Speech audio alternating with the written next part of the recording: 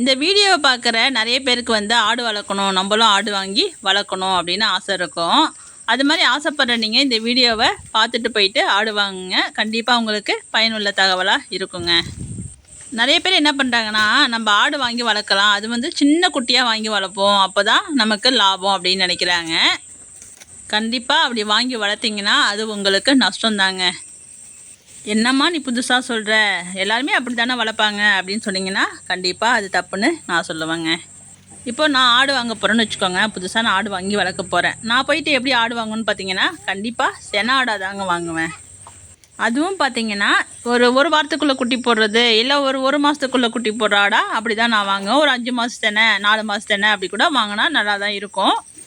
ரெண்டாவது விஷயம் என்ன அப்படிங்கிறத பார்த்தீங்கன்னா, நான் வாங்கினேன்னா 2வது ஈத்து ஆடாக தாங்க வாங்குவேன். நிறைய பேர் சொல்லுவாங்க முதல் ஈத்து ஆடாக வாங்கினா நல்லது அப்படின்னு சொல்லுவாங்க. நான் வாங்கினேன்னா 2வது ஈத்து ஆடாக தான் வாங்குவேன். அது ஏன் அப்படின்னு பார்த்தீங்கன்னா, தலைச்சி ஈத்து வந்து பெரும்பாலும் வந்து ஒரு குட்டி தான் போடும்.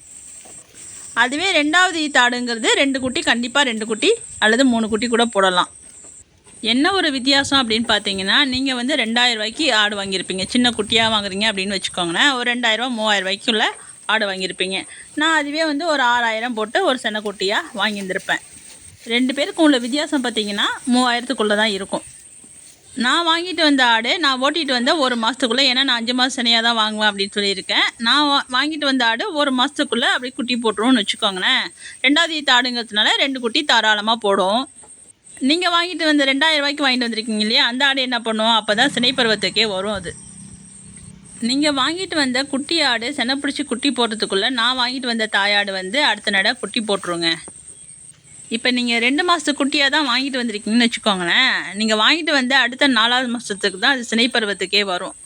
அடுத்த 6 மாதம் ஆகும் அது குட்டி போடுறதுக்கு. இதுவே நாட்டாடு செம்மறியாடு கொடியாடுக்கு கொஞ்ச நாட்கள் முன்ன பின்ன ஆகலாம் அப்படின்னு சொல்லுவாங்க.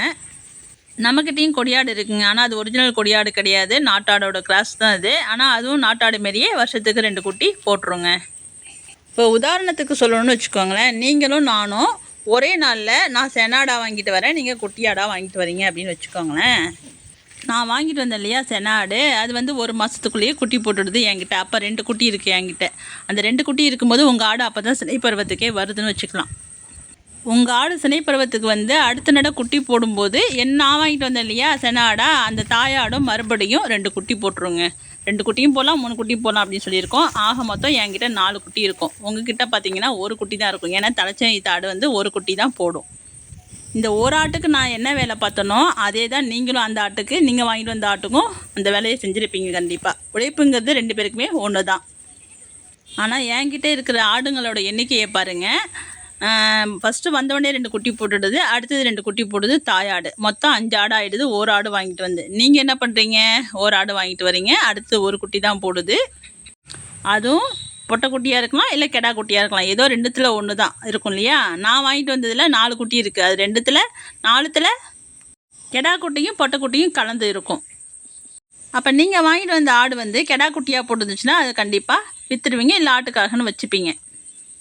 அடுத்தது நீங்கள் வாங்கிட்டு வந்த ஆடு செனை பிடிச்சி குட்டி போட்டால் தான் உண்டு. அதுவே நான் வாங்கிட்டு வந்திருக்கேன் இல்லையா, அதில் கண்டிப்பாக ஏதோ ஒன்றாச்சும் இந்த 4த்தில் ஒரு குட்டினாவது பொட்டை குட்டியாக இருக்கும். 1த்துக்கு மேலேயும் இருக்கலாம், 1ஆகவும் இருக்கலாம். அதுவும் செனை பிடிச்சி அடுத்தது எனக்கு குட்டி போட்டுருங்க. அப்போ உங்கள் மனசு என்ன நினைக்கும், என்னடா ஒரு ஆடு வாங்கிட்டு வந்தோம், அந்த ஒரு ஆடையே தான் இன்னமும் வச்சுருக்குறோம் அப்படின்ற ஒரு ஃபீலிங் வரும். அதுவே எனக்கு என்ன தோணும், நான் வந்து ஒரு ஆடு தான் வாங்கிட்டு வந்தேன், நம்ம 4 குட்டி வச்சுருக்குறோம், ஒரு ஆடு வச்சுருக்குறோம், அதுலேயும் ஒரு பொட்டை குட்டிலாம் இருந்துச்சுன்னா அது செனை பிடிச்சிருக்கு, பரவாயில்லப்பா ஒரு ஆடு வாங்கிட்டு வந்தோம், பரவாயில்ல இவ்வளோ ஆடு வந்துச்சு அப்படின்னு சந்தோஷப்பட்டுப்பேன்.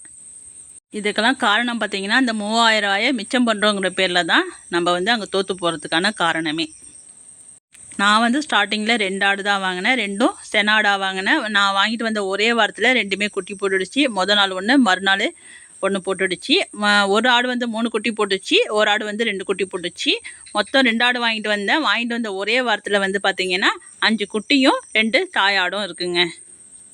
அதுலேருந்து வந்தது தான் இத்தனை ஆடுமே. இதில் நிறைய வருஷத்துக்கு வருஷம் நம்ம கொடுத்துட்ருக்கோம். ஒருத்தவங்க கேட்டிருந்தாங்க, உங்கள் ஆட்டு பண்ணையில் எது வந்து ரொம்ப வயசான ஆடு அப்படின்னு சொல்லியிருந்தாங்க. இந்த வீடியோவில் தெரியுது இல்லையா, இந்த ஆடு தாங்க, பெரிய ஆடாக தெரியுது பார்த்தீங்களா, இந்த ஆடு தான் வந்து இருக்கிறதுலையே ரொம்ப வயசான ஆடுதுங்க. அது பேர் வந்து தாலாட்டு. நான் சொல்கிற விஷயங்கள் கண்டிப்பாக புரிஞ்சிருக்கும் அப்படின்னு நினைக்கிறேன். நான் சொன்ன விஷயங்கள் உங்களுக்கு பயனுள்ள தகவலாக இருக்கும் அப்படின்னு நம்புகிறேன். உங்களுக்கு ஓகேவாக இருந்துச்சுன்னா கமெண்ட் பாக்ஸில் ஓகே அப்படின்னு கமெண்ட் பண்ணுங்கள்.